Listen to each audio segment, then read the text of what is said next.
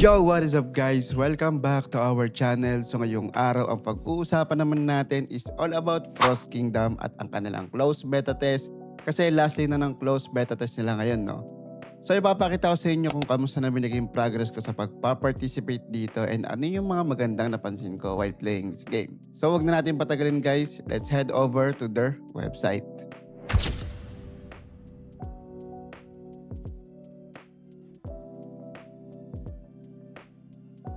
Yun, so guys, nandito na tayo sa kanilang website and makikita nyo dito na nag-participate talaga tayo kasi meron tayong 7-day login and i-claim na natin tong pang 7 days natin. So may nakuha tayo dyan na William Hunter Shard. So guys, sa pagpa-participate ko sa kanilang 7-day close beta testing is ito na yung na-achieve kong level. No? So punta tayo sa profile and then makikita nyo dyan yung name ko, Mavc, and ito yung ating testing server level 30. And yung battle power natin is around 893k.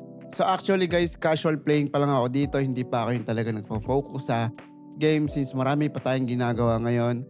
And so far, ito yung naging progress natin dyan. No? About naman sa mga heroes natin. Ito yung mga nakuha nating heroes. And ito, meron tayong nakuha kanina yung pang 7-day login. Yan, so far, ito yung mga nakuha na nating hero dito by just playing on their closed beta test. So guys, ito yung mga napansin ko na dapat gawin natin daily once na release na itong Frost Kingdom in public, no? So, first of all yan guys, itong kanilang trial hall. Yan, yung trial hall guys, ginagamitan to guys ng energy, no? So, makikita nyo dito, meron tayong 185 over 75 na energy.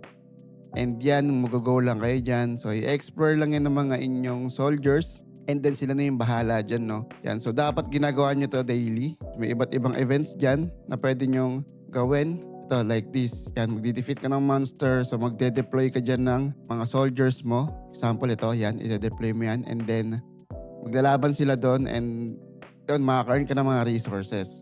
And then, meron din dyan, ito, sa may right side natin. Ito yung mga today's activities na dapat ginagawa natin daily. Yan, so makikita nyo dito yung Tyrant Treasure. Start searching nyo lang yan. And then deploy. Yan, so ganun lang yung guys, no? And then, meron din dito yung mining cave. And then magmamine kayo nyan. So yan, mamine nyo lang yan, deploy. And then yung mga soldiers nyo na yung bahala dyan, no? Kung ayaw nyo naman ng magmamine kayo ng gold, pwede nyo i-refresh yan. So may 5 refresh kayo daily. Ito pa guys yung mga ibang activities dito.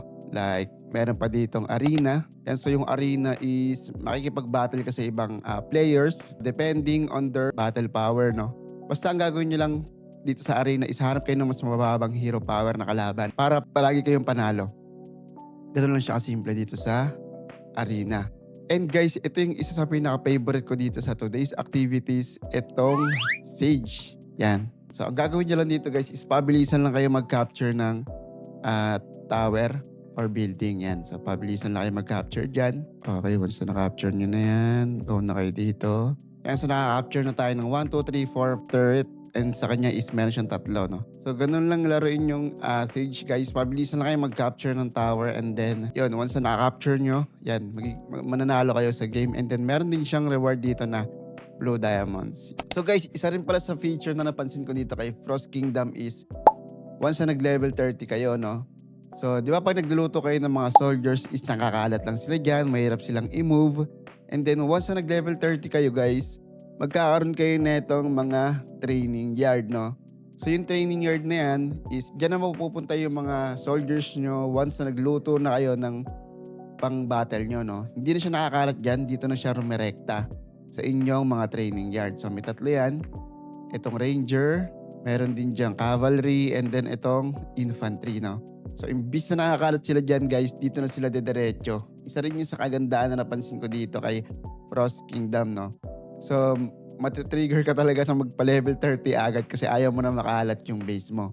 And then, about naman dito, guys, sa ating construction. So far, ito na yung mga levels ng ating mga buildings. So, tayo ay nasa 31 level ng ating castle, no?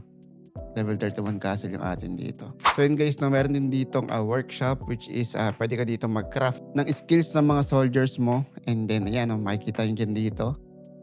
Yan, meron dyan HP component, meron dyan mga additional stats na pwede mong gamitin once na nag-explore ka na dito sa game.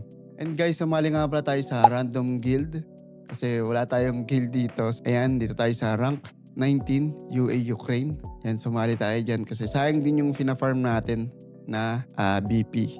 Nakakontribute din kasi yan sa mga guilds. So guys, take note lang, no? So once na natapos na nga pala tong closed beta testing nila, lahat ng progress mo dito sa game is magre-reset.